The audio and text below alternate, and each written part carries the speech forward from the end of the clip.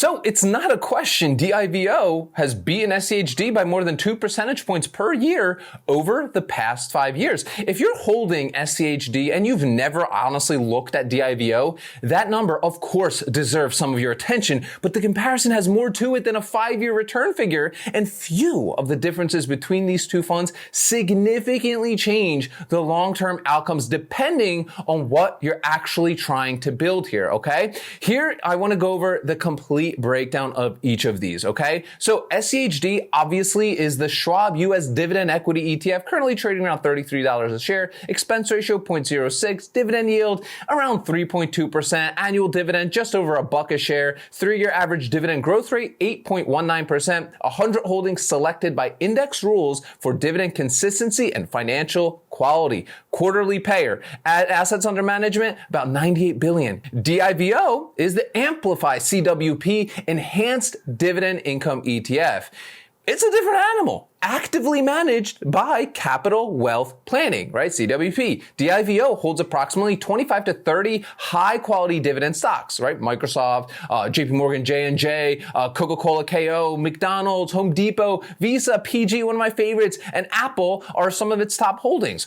On top of these stock positions, the management team writes tactical covered calls on a portion of the portfolio when IV is favorable. This covered call overlay generates additional premium income on top of the underlying stocks. The result of all this is DIVO currently yields over 4.5%, sometimes over 6%, depending on the trailing period measured. Way higher than SHD's, a little over 3%, and it pays monthly, not quarterly. The cost and expense ratio of over 0.5%, which is 9 times higher than SCHD's. The framework is this though, what each is actually doing and trying to do, and does it accomplish that in a sustainable, cost-effective way over long-term periods? SCHD, it's rule-based, right? Passive index fund. The index selects companies, right? Schwab executes. No discretion. There's no active decisions being made, right? The expense ratio reflects that simplicity of this. DIVO is actively managed, right? CWP selects the 25 to 30 positions and decides when to write covered calls, right? The active management is why it's over 0.5%. That question over any long holding period is whether the active management adds at least 0.5% of value above what a passive approach like SHD would deliver. Over the past 5 years, the answer has been yes, sometimes significantly. Now on this channel, we actually teach a lot about running your own covered calls on good high quality dividend stocks so you control the full process. So if you're interested in that, I have a 90-minute training. I break this down. This is something you could literally do in a couple hours a week. If that, click the first link in the description of today's video. That's the ARC Options Workshop. At the end, you get my 15 favorite stocks under $30, my 2 premium calculators, and my full trade log template. Look, the expense ratio difference is the one number that really compounds against you, regardless of what the market is actually doing. On $100,000, SCHD costs approximately $600 in fees over 10 years. DIVO costs over $5,600. That $5,000 gap has to be earned back through some sort of outperformance before DIVO comes out ahead on net return. So 5-year return, DIVO is going to win. Over the past 5 years, DIVO has delivered approximately over 10.5% annually versus SHD's 8.5%.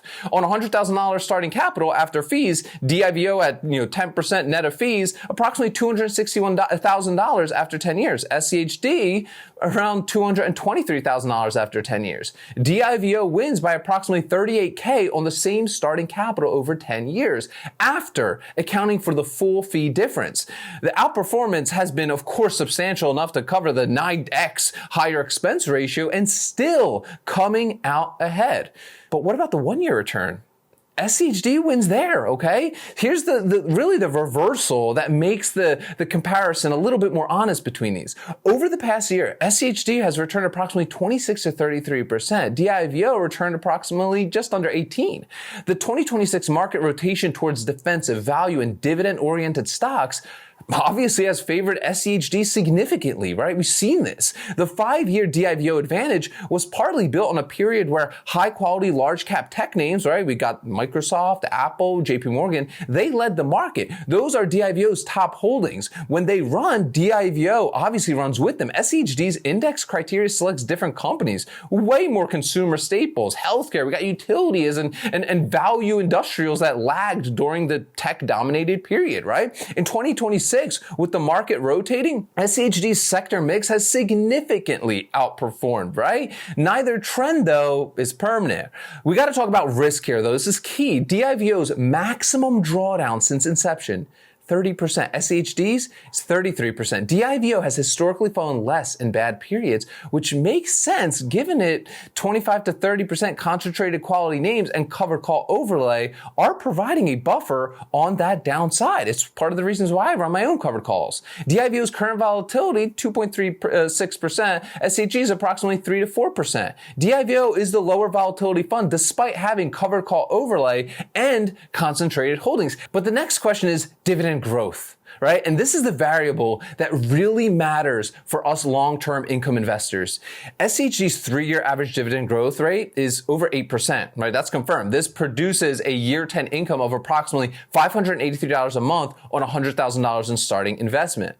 DIVO's dividend growth rate is less documented because where does the income come from? It comes from a combination, right, of stock dividends and those covered call premiums, right? The premium component varies with market volatility, making the growth trajectory way less predictable than SCHD's pure dividend growth story. Estimated at around 5% growth, DIVO could produce approximately $645 a month at year 10.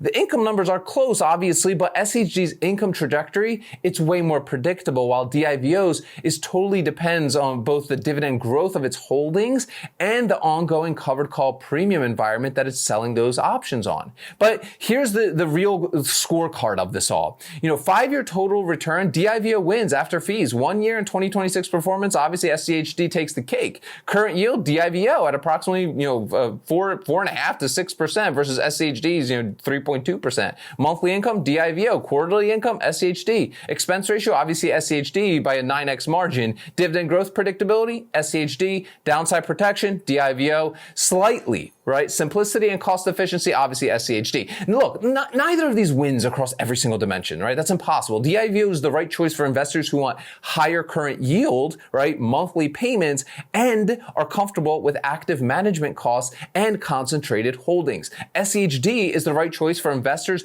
building towards a more predictable growing income stream over decades with minimal costs and index-based consistency. I hold SCHD, right? The over 8% dividend growth rate compounded over 10, 20, 30 years is going to produce a growing income stream that serves my long-term plan, right? The 0.06% expense ratio means almost literally nothing comes out of that compounding for me. And the quarterly dividend, reinvested consistently, builds share counts without requiring any active decisions on my part. DIVO, I love it. It's a legitimate fund. I love what they do. I model that with my own dividend paying stocks. If I needed the monthly income now and wanted more defensive, concentrated approach with covered call overlay and being passive, it would be on my watch list. It hasn't been a disappointment for investors who hold it, right? I got some questions for you guys down below in that comment section. Number one, knowing DIVO has outperformed SCHD by roughly 2 percentage points annually over 5 years, does that outperformance justify the 9x higher expense ratio to you, or does the cost gap concern you over a multi-decade hold? And number two, the monthly versus quarterly payout distinction. Does that actually matter for how you use the income, or is it honestly more of a psychological preference for you? And if you're somebody that wants to learn how to sell your own covered calls on your own stocks, right? Click the first link in the description of today's video. I give you my 15 favorite stocks under $30, my 2 premium calculators, and my full trade log template. That'll be the first link in the description of today's video. Guys, remember, sell options, collect premiums, repeat. I'll see y'all tomorrow.